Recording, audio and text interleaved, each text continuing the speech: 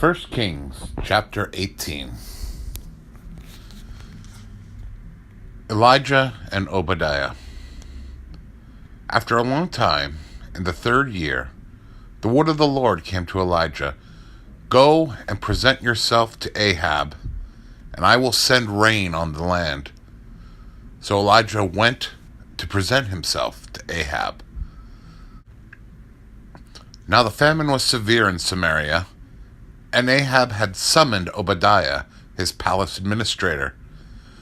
Obadiah was a devout believer in the Lord.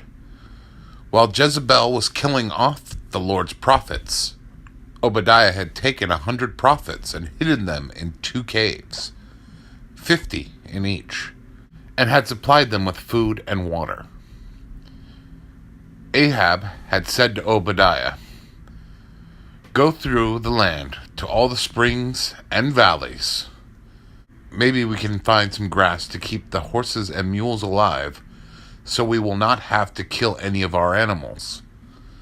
So they divided the land they were to cover, Ahab going in one direction and Obadiah in another. As Obadiah was walking along, Elijah met him. Obadiah recognized him, bowed down to the ground, and said, "Is it really you, my lord Elijah?" "Yes," he replied. "Go tell your master Elijah is here." "What have I done wrong?" asked Obadiah, "that you are handing your servant over to Ahab to be put to death? As surely as the Lord your God lives, there is not a nation or kingdom where my master has not sent someone to look for you. And whenever a nation or kingdom claimed you were not there, he made them swear they could not find you. But now you tell me to go to my master and say, 'Elijah is here.' I don't know where the Spirit of the Lord may carry you if I leave you. If I go and tell Ahab and he doesn't find you, he will kill me. Yet I, your servant, have worshipped the Lord since my youth. Haven't you heard, my lord, what I did while Jezebel was killing the prophets of the Lord? I hid 100 of the Lord's prophets in 2 caves, 50 in each, and supplied them with food and water. And now you tell me to go to my master and say, 'Elijah is here?' He will kill me." Elijah said, "As the Lord Almighty lives, whom I serve, I will surely present myself to Ahab today." Elijah on Mount Carmel. So Obadiah went to meet Ahab and told him, and Ahab went to meet Elijah.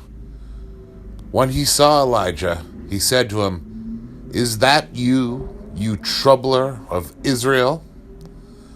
"I have not made trouble for Israel," Elijah replied, "but you and your father's family have. You have abandoned the Lord's commands, and you have followed the Baals.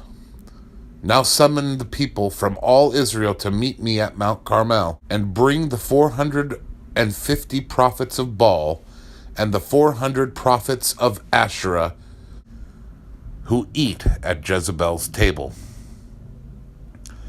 So Ahab sent word throughout all Israel and assembled the prophets on Mount Carmel. Elijah went before the people and said, "How long will you waver between 2 opinions? If the Lord is God, follow him. But if Baal is God, follow him." But the people said nothing. Then Elijah said to them, "I am the only one of the Lord's prophets left, but Baal has 450 prophets. Get 2 bulls for us. Let Baal's prophets choose one for themselves, and let them cut it into pieces and put it on the wood, but set no fire to it. I will prepare the other bull and put it on the wood, but not set fire to it. Then you can call on the name of your God, and I will call on the name of the Lord. The God who answers by fire, he is God." Then all the people said, "What you say is good." Elijah said to the prophets of Baal, "Choose one of the bulls and prepare it first, since there are so many of you. Call on the name of your God, but do not light the fire." So they took the bull given them and prepared it. They called on the name of Baal from the morning till noon. "Baal, answer us," they shouted. But there was no response. No one answered. And they danced around the altar that they had made. At noon, Elijah began to taunt them. "Shout louder," he said. "Surely he is a god. Perhaps he is deep in thought, or busy, or traveling. Maybe he is sleeping and must be awakened." So they shouted louder and slashed themselves with swords and spears, as was their custom, until their blood flowed. Midday passed, and they continued their frantic prophesying until the time for the evening sacrifice. But there was no response. No one answered. No one paid attention. Then Elijah said to all the people, "Come here to me." They came to him, and he repaired the altar of the Lord, which had been torn down. Elijah took 12 stones, one for each of the tribes descended from Jacob, to whom the word of the Lord had come, saying, "Your name shall be Israel."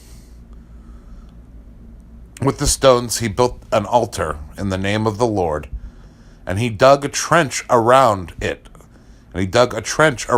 Large enough to hold 2 seahs of seed. He arranged the wood, cut the bull into pieces, and laid it on the wood. Then he said to them, "Fill 4 large jars of water and pour it on the offering on the wood." "Do it again," he said, and they did it again. "Do it again," he said, and they did it again. "Do it a 3rd time," he ordered, and they did it a 3rd time. The water ran down around the altar and even filled the trench. At the time of sacrifice, the prophet Elijah stepped forward and prayed, "Lord, the God of Abraham, Isaac, and Israel, let it be known today that you are God in Israel, and that I am your servant and have done all these things at your command. Answer me, Lord, answer me, so that these people will know that you, Lord, are God, and that you are turning their hearts back again." Then the fire of the Lord fell and burned up the sacrifice, the wood, the stone, and the soil, and also licked up the water in the trench. When all the people saw this, they fell prostrate and cried, "The Lord, he is God! The Lord, he is God!" Then Elijah commanded them, "Seize the prophets of Baal.